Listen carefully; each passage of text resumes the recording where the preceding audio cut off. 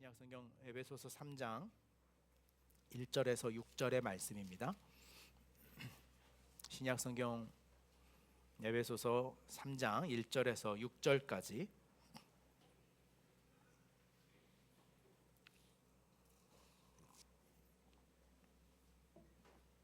에베소서 3장 1절에서 6절까지 이것은 하나님의 말씀입니다. 이러므로 그리스도 예수의 일로 너희 이방인을 위하여 갇힌 자 된 나 바울이 말하거니와 너희를 위하여 내게 주신 하나님의 그 은혜의 경륜을 너희가 들었을 터이라.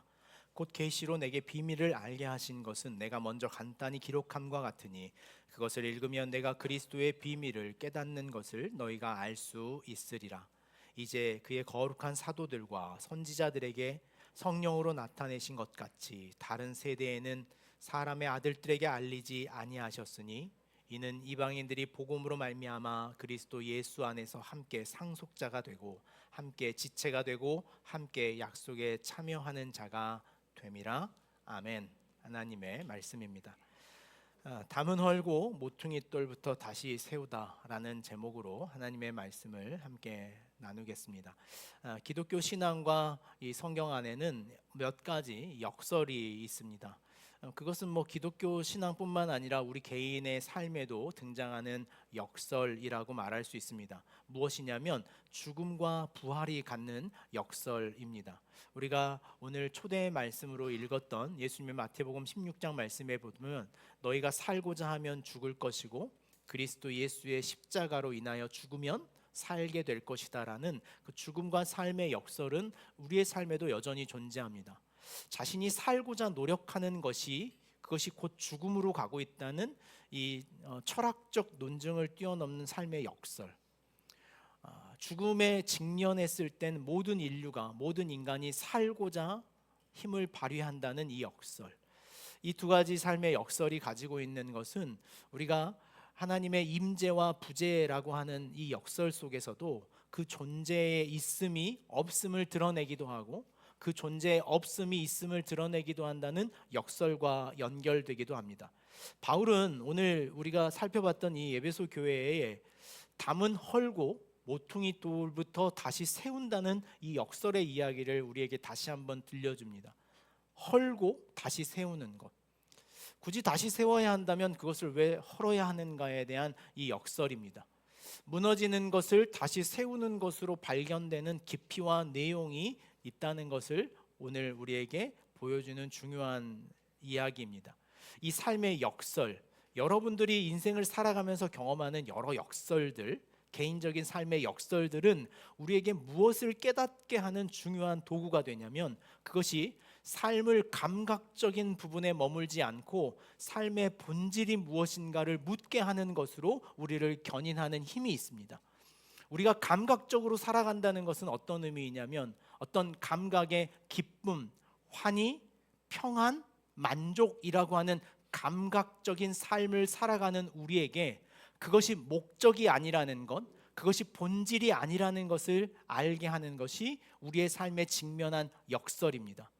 따라서 성경은 우리에게 그 삶의 본질을 직면하게 하기 위해 그 역설을 대두시킬 때가 있습니다. 밝고 어두움의 역설이 있는 것처럼, 땅과 하늘의 역설이 있는 것처럼 그 삶의 역설을 통하여 우리가 추구하고 있는 삶의 내용이, 본질이 행복이거나 즐거움이거나 만족이거나 기쁨이지 않고 더 궁극적인 본질의 삶으로 나아가야 한다는 것을 우리는 그 역설의 지점에서 배우게 된다는 것입니다. 기독교 신앙이 소위 영성이라고 말하는 것들이 이 감각적인 것에 묻어져 있을 때 우리는 우리의 신앙을 어디에서 확인하려고 하냐면 우리의 신앙이 잘 되고 있는 것을 평안으로 우리의 신앙을 판단하려고 합니다. 즐거움으로 우리의 신앙의 어떤 성장이거나 변화를 확인하려고 할 때가 있습니다. 교회에 왔으니 오늘은 좀 마음이 편안해야지 라는 것으로 간다면 우리가 왜 여기에 예배하고 있는지에 대한 본질이 사라진 그 감각적인 것으로 우리를 채우려고 하는 것임을 오늘 우리가 깨달아야 돼요. 그럴 때 제가 여러분들에게 던져낼 수 있는 중요한 화두는 이 역설입니다. 여러분들이 생각했던 것과 또 다른 역치를 여러분들에게 던져주는 것으로 그러면 삶의 그 내용과 본질이 무엇일까라고 찾아가는 길을 견인하는 것, 그것이 제가 여러분들과 해야 할 가장 중요한 일이 아닐까, 이런 생각을 하게 됩니다.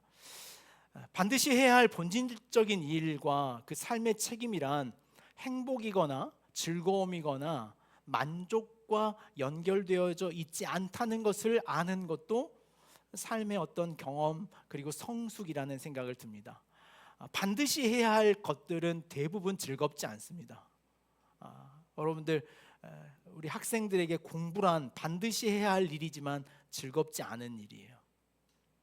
대부분 살다 보면 우리가 반드시 해야 할 그 본질의 내용에 근접한 것들은 자발적으로 되는 것들은 아닙니다.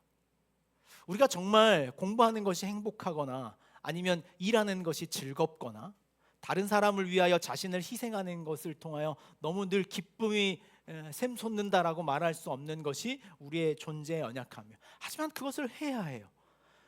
성경은 누군가를 사랑해야 하고 도와야 한다고 하지만 누군가를 사랑한다는 것이 늘 그렇게 즐거운 일만은 아닙니다. 누군가를 도와야 한다는 것, 상대의 삶에 찾아가야 한다는 것이 늘 그 감격스럽고 나를 막 욕구치게 하고 나의 삶을 견인하는 힘이 아니라는 것이 성경이 말해주는 또 한 가지의 역설이에요. 그 본질에 근접한 것은 대부분 우리가 생각했던 그 감각적인 것과 다름에 있다는 것이 중요한 삶의 진리가 아닐까 생각합니다. 오늘 우리가 읽었던 본문 3절 말씀을 보면 곧 계시로 내게 비밀을 알게 하신 것은 내가 먼저 간단히 기록함과 같으니 라고 말합니다. 바울이 여기서 말하는 계시라고 하는 것은 예수 그리스도를 통하여 이 세상에 드러낸 사건입니다. 마찬가지예요. 하나님이 인류를 사랑하시겠다고 말씀하셨던 그 사랑이라는 사랑을 확정시키기 위하여 하나님은 자신의 독생자 아들을 십자가에 못 박혀 죽어야 하는 그 역치, 그 이해할 수 없는 역설이 그 십자가 안에 있는데, 그 십자가의 역설을 통하여 하나님은 하나님의 뜻을 이 세상에 나타내 보이셨다는 것이 바울이 말하는 계시입니다. 그것이 감춰져 있다는 거예요. 여러분의 인생에 도무지 살아도 길을 모르겠다는 혹시 그 모호함과 미성숙함이 있다면 오늘 이 비밀을 아직 깨닫지 못해서 그러시는 것 같아요. 이 역설의 비밀, 오늘 이 역설의 비밀을 깨닫는 정도의 깊이가 되려면 우리는 얼마나 더 경험해야 할까라는 생각을 하게 됩니다. 지난 26일 우리가 함께 읽었던 묵상의 본문 중에 열왕기하 13장 14절에서 25절에 보면 선지자 엘리사가 죽음의 병이 걸려 죽어가는 장면에 이스라엘의 왕 요아스가 찾아와 문안하는 사건을 보게 됩니다.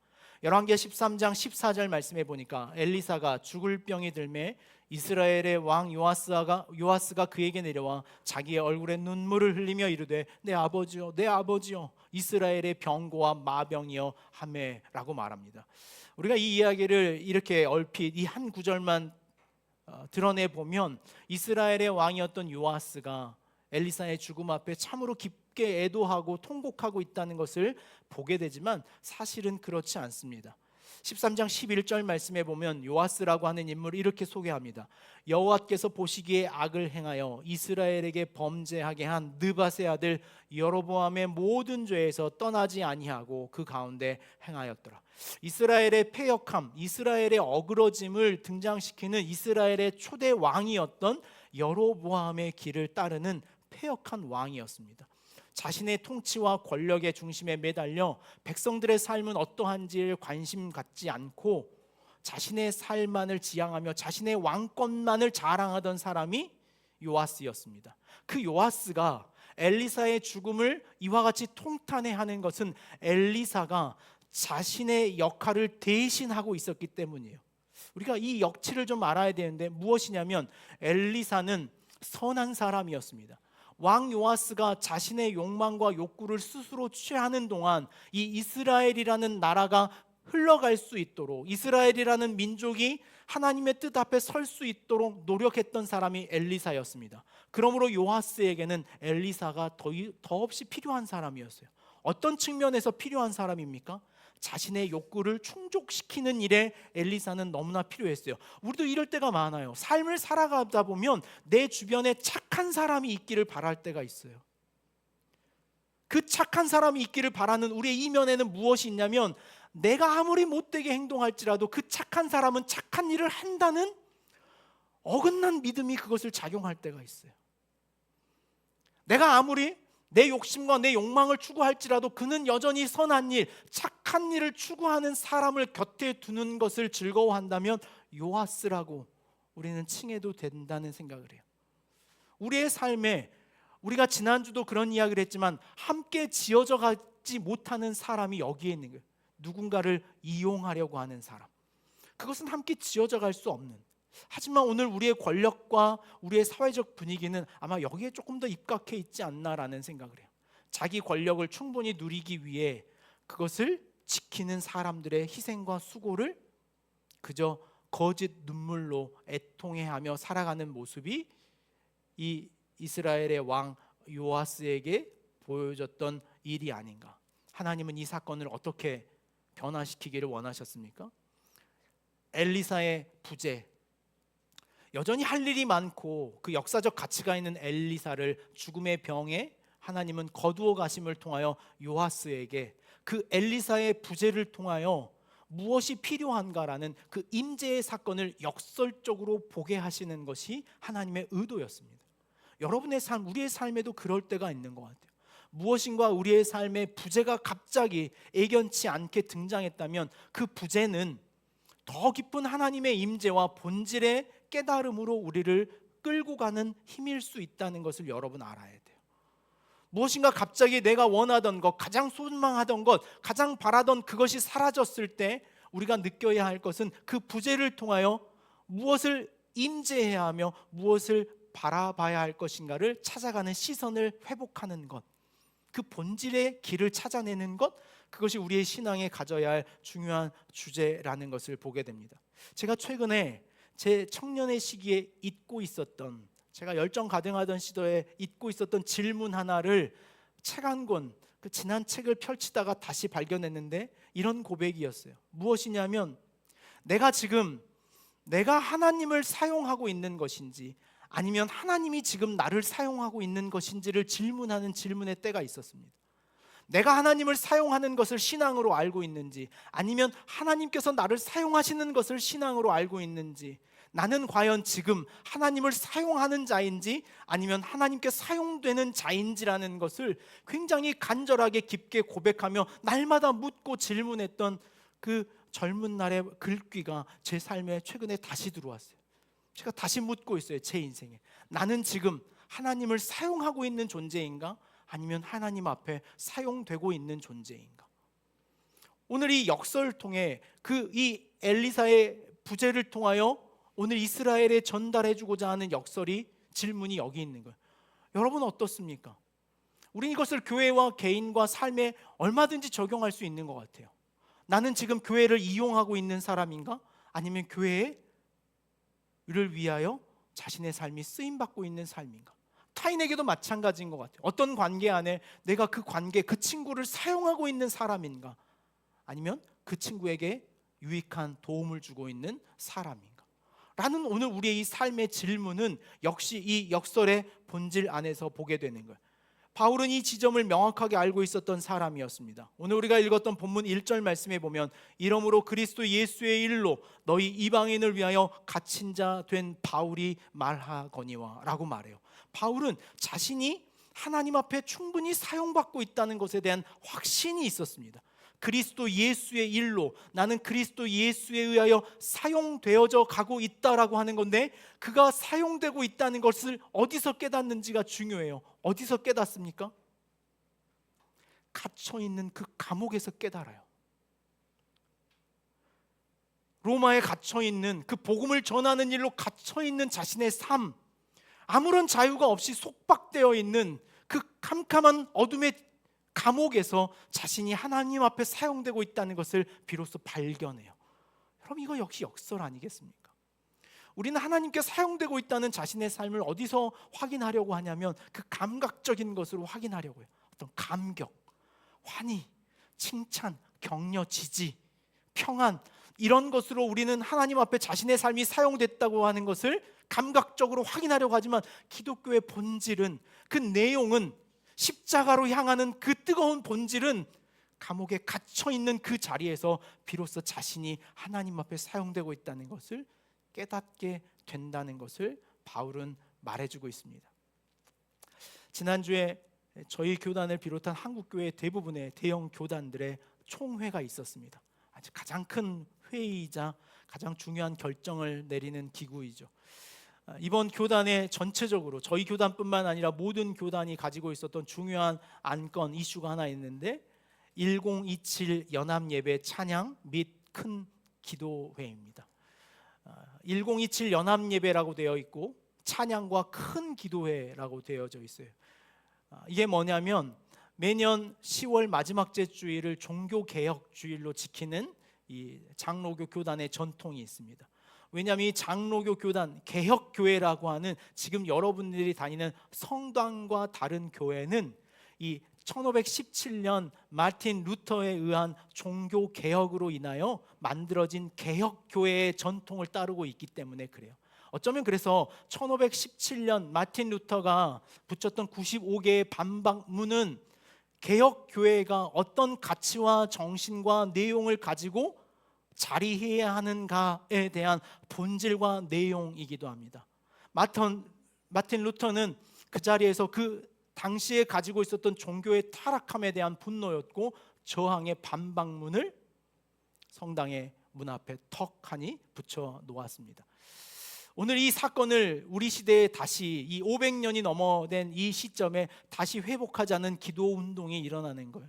참 감사한 마음이 있었습니다. 다행히 여기에 참여하자는 이야기들을 한국 교회에서 아주 덕망이 있고 명성 있는 분들이 나와서 여기에 참여해야 된다는 것을 외쳤어요. 한 목사님이 여기에 참여해야 된다는 걸 말씀하시면서 눈물의 호소를 하시는 거예요. 오늘 우리가 이 기도회에 함께 와야 합니다. 목표는 그렇습니다. 10월 27일 날 200만의 성도를 함께 모아 광화문 광장에서 예배한다는 것입니다. 중요한 신앙과 믿음의 고백인 것 같습니다. 이 연합 예배의 주제가 하나 있는데 그 주제가 뭐냐면 포괄적 차별금지법 반대에 대한 시국 예배입니다. 한국 교회가 가져야 할 가장 절망과 위기가 여기 있다고 눈물을 흘리며 호소하는 이들이 여기에 모여 포괄적 차별금지법 반대가 200만의 교인이 함께 모인다면 정부를 흔들 수 있고 국민의 시각을 돌려놓을 수 있다고 말하는 예배입니다. 저는 그것도 필요하다고 충분히 동의합니다. 우리에게 중요한 가치를 가르쳐야 하는 일에 있어서도 충분한 의미가 있다고 생각하는 것에 여전히 동의합니다. 그리고 다시 한번 이런 이야기들이 진행됐습니다. 이 모든 예배에 참여하기로 결의하고 안건에 동의하며 박수치며 회무가 끝났습니다. 그리고 나서 제가 주목했던 또 하나의 저희 교단의 안건이 하나 있었습니다. 그 안건이 무엇이냐면 세습금지법 폐지 안건이었습니다. 저희 교단은 헌법 28조 6항에 소위 목회 대물림 방지법이라는 게 있습니다. 목회를 자기 자녀에게 그 현장을 대물림할 수 없다는 헌법이 규정되어져 있습니다. 하지만 몇 년 전 저희 교단의 가장 대형 교회였던 한 명성 있는 교회가 이만이라는 교인들의 모든 동의를 얻었다는 미명 아래 자신의 아들에게 목회를 대물림한 사건이 한국교회의 참 큰 이슈였습니다. 안건은 이런 것이었습니다. 오히려 이 세습금지법이라는 악법이 존재하므로 각 교회가 흔들리고 있고 한국 교회가 세계로부터 사람들로부터 지탄을 받고 있으니 이 지탄을 받는 악법인 세습금지법을 이번 기회에 폐지하는 것이 한국 교회가 욕을 안 먹는 길이라는 것에 발의가 있었습니다. 28조 6항을 삭제하자는 안건이었습니다. 저는 이 두 가지 사건이 제 마음에 이해가 잘 안 됐어요. 해석이 안 됐습니다. 우리는 어디로 가는 걸까? 교회란 어디로 가는 걸까? 무엇을 헐고 무엇을 세우고 있는 걸까? 우리는 정말 본질을 향하여 가고 있는 것일까? 마틴 루터가 세웠던 그 95개의 반박문을 정말 우리는 어디에 붙이고 있는 것일까? 어디에 외쳐야 할 것인가? 라는 질문이 있었어요. 안건은 찬반 투표를 통해 표결됐습니다. 다행히도 폐지하자는 안건이 370표였고 유지가 661표로 표결돼. 제가 이 장면을 유튜브 라이브 중계로 들으면서 이 표결이 나오는 동안 제가 한 가지 들어온 숫자가 하나 있었어요. 근데 뭐냐면 전체 응답자 수가 1031이라는 것에 이 하나님이 하시는 일인가라는 생각. 그런즉 너희가 먹든지 마시든지 무엇을 하든지 다 하나님의 영광을 위하여 하라. 고린도전서 10장 31절을 성령님 일하시는구나. 아멘 했어요 제가. 아멘. 다행히 법은 유지됐고 그것을 지켜야 한다는 논의의 질문과 어려움은 아직 우리에게 남겨져 있습니다.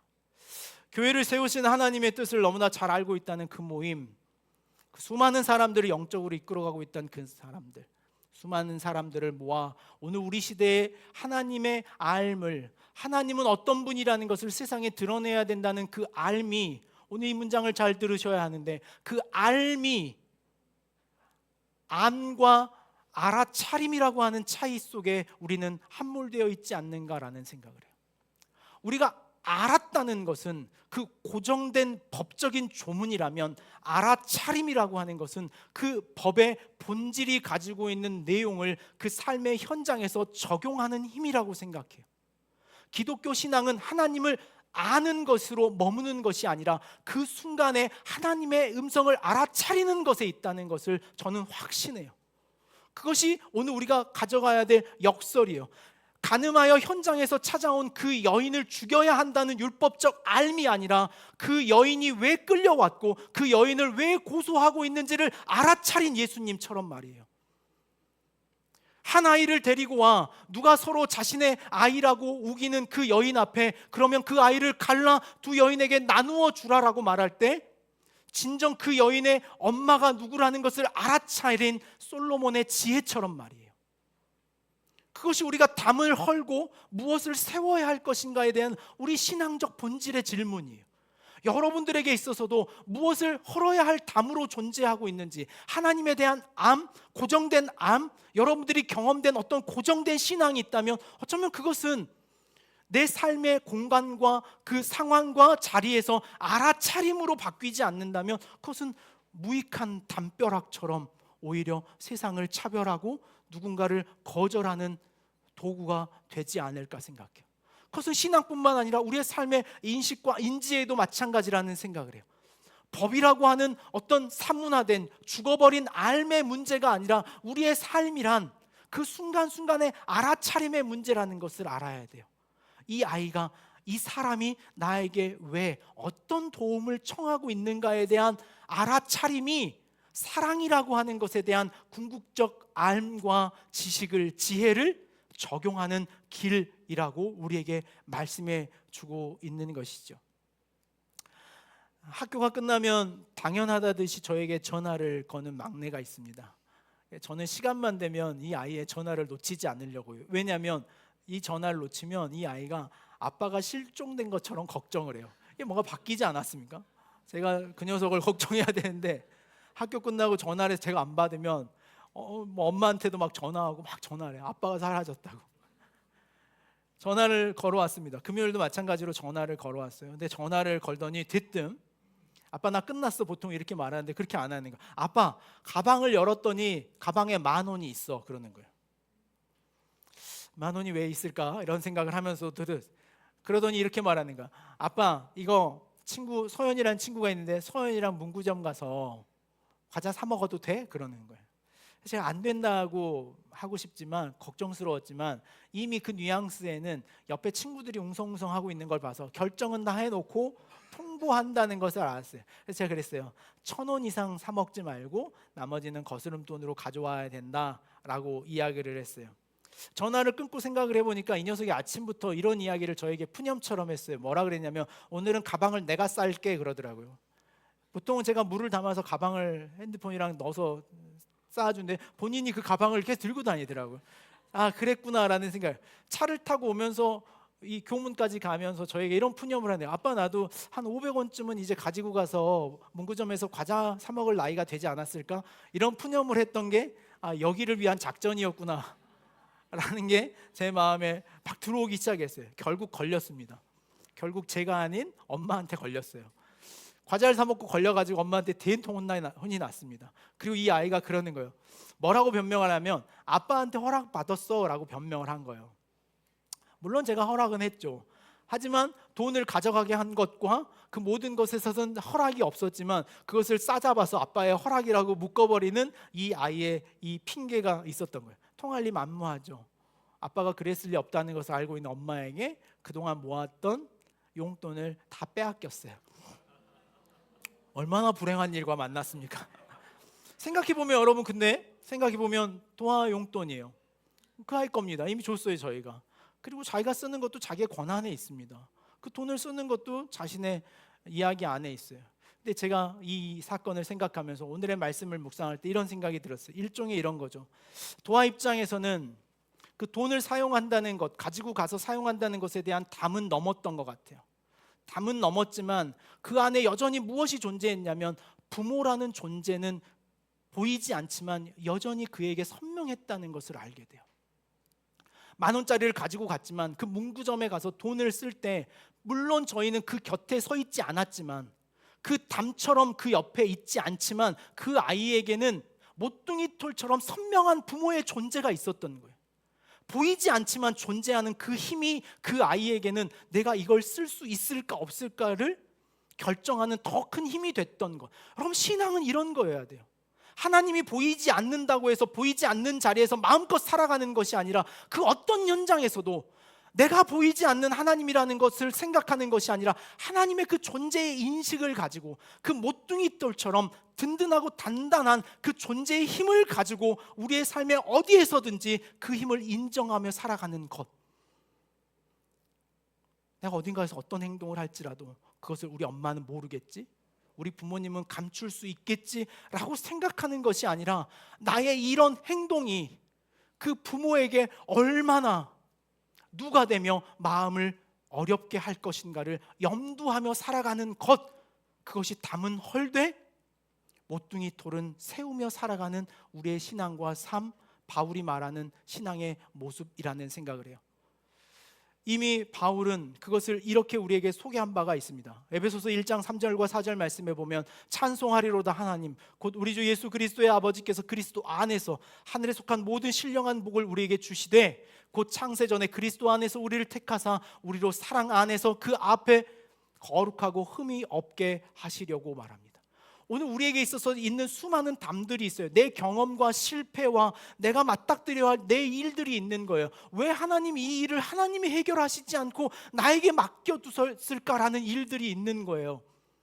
하나님 왜 내 인생을 이렇게 평탄하게 안 하시고 이 존재, 이 인간을 왜 또 만나게 하실까? 이 고비를 왜 또 겪게 하실까? 여기에서 나를 들어주시지 않고라는 그 담은 우리로 헐게 하셔요. 다만 우리로 헐되 그 마음의 중심에 무엇이 있기를 원하면 예수 그리스도 안에라는 그 관계성과 그 존재의 깊이 안에 있는 거예요. 사랑하는 관계는 내 여자친구가 안 본다고 해서 엉뚱한 짓을 하거나 내 남편이 안 본다고 해서 엉뚱한 짓을 하는 것이 아니라 어디에서든지 그 상대의 존재의 무게가 있음으로 견디며 지키는 질서예요. 그게 사랑이에요. 보이는 곳에서만 하는 것은 사랑하는 척이에요. 우리는 척이 아니라 정말 본질과 내용, 그 경험되는 어떤 외면의 것이 아닌 그 본질의 신앙을 찾아가는 것이죠. 우리의 신앙이 하나님을 두려움의 존재나 심판의 존재나 위협의 존재로 대면하고 살아갈 것이 아니라 우리는 철저히 그 관계적 사랑 안에 묶여 있다는 것을 보여주는 것이 담과 모퉁이 돌의 역설이에요. 여러분의 신앙은 지금 어떻게 흘러가고 계십니까? 여러분 신앙은 하나님 무서워서 혹시 여기에 오십니까? 제가 지난주에 농담처럼 그런 이야기를 했어요. 믿음이 얼마나 좋으면 주일날 빠질 수 있습니까? 라고 여러분에게 묻고 싶어요. 저는 아직 그런 믿음이 없어서 주일날 예배를 못 빠지거든요. 큰 일이 날까 봐. 근데 여러분 얼마나 믿음이 좋으면 주일날 빠지실 수 있는지 그 믿음을 좀 저에게 가르쳐 주세요. 어떤 믿음으로 그 삶을 살고 있는지. 저는 아직 그 믿음에 도달하지 못해서 아직 담을 넘지 못했는데, 여러분의 신앙이 어느 지점에 서 있는지 한번 확인해 보십시오. 우리의 삶과 개인적 걸음은 어디로 가고 있는가라는 거예요. 우리가 얼마나 변화되고 있는가를 자꾸 점검하려고 하고 또 인식하기를 바라는 마음이 있습니다. 제가 한 가지 기독교 신앙의 변화라는 것이 무엇인지 오늘 하나 좀 정리하자면 그런 겁니다. 기독교 신앙의 변화란 하나님이 계시다는 것을 믿을 수 없었던 존재가 이제는 하나님이 계시지 않는다는 것을 믿을 수 없게 된 것이 유일한 믿음의 변화예요. 우리가 믿음의 변화를 가졌다는 것은 하나님이 계시다는 것을 믿을 수 없었던 그 존재가 도무지 믿겨지지 않던 그 삶이 이제는 하나님이 계시지 않는다는 것이 믿겨지지 않는 삶이 되어버린 것, 그것이 유일한 믿음의 변화예요. 다른 변화는 없습니다. 여러분이 조금 착한 말을 하는 거요, 그것은 오늘 우리가 설교 직전에 이야기했던 것처럼 감각적인 부분에 불과해요. 내가 좀 표정이 밝아진 거요, 어떤 어려움이 있어도 조금 인내할 수 있는 거요, 아니 그건 변화라고 할 수 없어요. 우리의 유일한 변화란 하나님이 계시지 않았다라고 믿었던 내 삶이 이제는 하나님이 계시지 않는 곳이 없다, 부인할 수 없는 거예요. 이게 신비 아닙니까 여러분?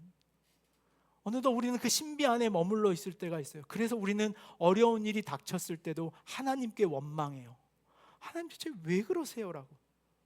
제가 일전에 자주 인용했던 것처럼 김수환 추기경이 어떻게 하나님의 존재를 이 세상에 증명할 것입니까? 라는 도올 김용옥 선생의 질문에 이렇게 답했던 것이 여전히 기억나요. 신앙생활 열심히 하던 한 엄마가 너무나 아끼던 아들을 잃었습니다. 그 아들이 잃고 그 아들을 살려달라고 열심히 기도했지만 살려주지 않은 하나님께 원망하며 그 여인은 신앙을 버리고 말았어요. 그리고 17년이 되어 그 여인은 다시 성당에 돌아와 이렇게 고백하는 거예요. 하나님 앞에 이 17년간을 평생 하루도 빠짐없이 원망하며 살다 깨달았습니다. 제 삶에 하나님이 안 계시는 자리가 없다는 것을. 이게 어떻게 하나님이 계시는가를 증명하라는 것이었어요. 여러분, 하나님이 계시는가 계시지 않는가를 묻는 질문에는 변화가 없습니다. 하나님이 계시는가를 여전히 묻고 계십니까?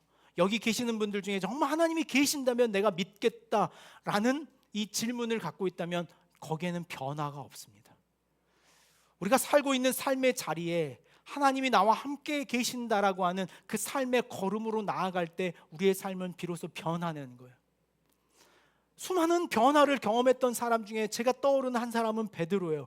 베드로는 자신의 인생의 가장 큰 변화, 어부에서 제자로 바뀌는 그 변화의 순간에 무엇을 경험하냐면 자신이 밤새도록 물고기를 잡기 위해 그물을 던졌지만 그 그물에 아무것도 건져낼 것이 없는 그 자리에 예수님이 찾아오셔서 그물을 내려라 라는 한마디에 베드로가 말씀을 의지하여 그물을 내렸더니 배가 넘칠 만큼, 그물이 찢어질 만큼의 물고기를 잡아 올렸던 그 삶의 자리에서 베드로는 변해요. 하지만 베드로가 그 지점에 자신의 삶에 변했다고 해서 그 다음 주에도 거기 가서 물고기를 잡거나 평생 그곳에 머물러 다시 물고기가 올라오기를 바라며 신앙하지 않았다는 것을 알아야 돼요. 베드로는 그 물 위를 걷기도 했어요. 풍랑이는 바닷가에 예수님이 걸어오는 장면을 보면서 주님, 주님이시여든 저를 명령하여 이 물 위를 걷게 하십시오라고 말할 때 그래 걸어라 라고 말하자 베드로는 물 위를 걷기 시작합니다. 베드로가 그 물 위를 걸었던 그 한 번의 경험, 그 변화의 경험을 위하여 그 다음 날도 배 타고 다시 그 물 위를 평생 걷고 더 열심히 간절히 기도해 오늘은 좀 더 걸어보고 더 열심히 무릎 꿇고 금식을 40일을 했더니 이제 4걸음 걸을 수 있었다는 것을 신앙으로 착각했다면 베드로는 예수의 사도가 될 수 없었어요. 베드로는 그곳에 머물지 않았어요. 베드로는 그 신앙의 지점에 머물지 않았습니다. 베드로는 그의 삶의 자리로 이제 나와 함께 하시는구나, 의문이었지만 하나님 여기서도 나와 함께 하실까? 하나님 이 지점에서도 날 사용하실까라는 의문으로 그의 인생을 걸어갈 때 비로소 베드로는 변화를 경험해요. 여러분의 신앙에 변화가 일어나지 않아 좀 답답하신 분들이 있습니까? 그러면 살아내셔야 해요. 하나님이 여기 계시는가에 대한 자기 증명은 유일한 한 사람, 나만 증명할 수 있는 거예요. 여러분들이 밥 먹는 그 자리에 여기에 하나님 나와 함께 계신다는 태도로 밥을 먹을 때 내 삶에 하나님의 현존이 드러나는 거예요. 그러나 내가 그 하나님의 계심을 인정하지 않고 묵인하며 교회에 예배드렸던 그 자리에, 마치 베드로가 그물을 집었던 그 자리에, 베드로가 물 위를 걸었던 그 자리에서의 하나님만을 경험하고 그 주일날 예배의 자리에서만이 하나님의 임재가 드러난다면 우리는 얼마나 많은 예배를 드려도 변화될 수 없다는 것을 알아야 돼요. 그것이 우리의 예배여야 돼요. 그것이 우리의 신앙이에요. 말씀을 한 3가지 영역으로 여러분들에게 전달한, 어쩌면 제가 꽤나 노력한 오늘의 설교입니다. 첫 번째는 이런 정리였어요. 아마 정리하셨을 텐데 제가 한 번 더 친절하게 정리를 해두지라면 이런 겁니다. 질문과 같은 거예요. 하나님을 사용하고 있는지, 하나님 앞에 사용되고 있는지에 대한 존재적 질문, 그 본질의 질문이 우리에게 묻는 이 역설의 질문 속에 있는 거예요. 여러분들이 어떤 역설을 만났다면, 살고자 하지만 죽을 것 같고 죽고 싶은 마음이나 살아있어야 한다는 어떤 역설에 있다면 이 질문을 한번 찾아가 들어가 보십시오. 내가 하나님을 사용하고 있는 것인지, 하나님이 내 삶을 사용하고 있는 것인지. 이따금 우리의 일상에서 우리의 신앙에 있어서 무엇이 본질인가를 이제 묻고자 한다면 알미 아닌 알아차림이 무엇인가를 세밀하게 질문하는 삶을 살아가십시오. 내가 하나님에 대하여 알았다라는 것은 성경에 없어요. 내가 이제 하나님을 알았다는 건 없어요. 박수를 치며 그 자리에서 부디 그러셨구나 라고 할 뿐이에요. 하나님 그러셨구나. 그것이 우리 인생에 하는 거예요. 하나님 그렇게 하실 줄 다 알아. 염려 말고 기도해로 여러분 위로가 되시던가요? 제가 여러분 만날 때마다 괜찮아, 그거 징징댈 거 없어, 다 지나고 나면 하나님 다 해, 이러면 여러분 위로가 되시던가요? 그건 우리가 할 수 없는 거예요. 우리가 할 수 없는 기도예요. 알미 아닌 알아차림의 태도로 나아가셔야 된다는 거예요. 마지막으로 우리는 하나님이 계신가라는 것을 의문하는 자리에서 옮겨져야 합니다. 하나님이 정말 계실까라고 하는 의문의 자리에서 여러분의 삶의 걸음을 옮겨내십시오. 여기에도 하나님이 계신다는 믿음의 실천으로 살아갈 때 우리는 변화돼요. 그것이 우리의 변화라고 하는 것을 여러분 기억하며 살아가는 한 주간의 삶이 되기를 소망합니다. 기도하겠습니다. 고마우신 하나님, 하나님께 사용되는 존재이기를 원합니다. 삶의 걸음걸음마다 하나님의 임재를 알아차림으로 그 삶의 작은 실천뿐만 아니라 삶의 행위들을 이어갈 수 있는 저희들이 되게 하여 주옵소서. 그러므로 하나님이 계실까라고 하는 의구심에 함몰되는 것이 아니라 어디서든 하나님이 나와 함께 계신다는 믿음으로 우리의 삶을 세워가는 또 세워가는 우리 모두가 되게 하여 주옵소서. 우리 주님 예수님의 이름으로 기도하옵나이다. 아멘.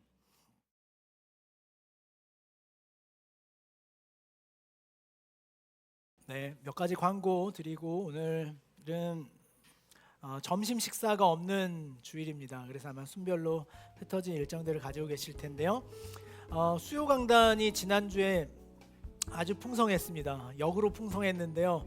한 10명 이상씩 나누어서 읽던 것들을 한 3, 4명이 읽으려고 그러니까 다들 은혜가 풍성해가지고 가히 정말 하나님의 임재가 있었습니다. 모두 여러분의 덕입니다. 네, 다음 주는 그런 일이 없도록 우리가 그런 은혜가 아닌 풍성함의 은혜가 있기를 다시 한번 좀 부탁을 드리겠습니다.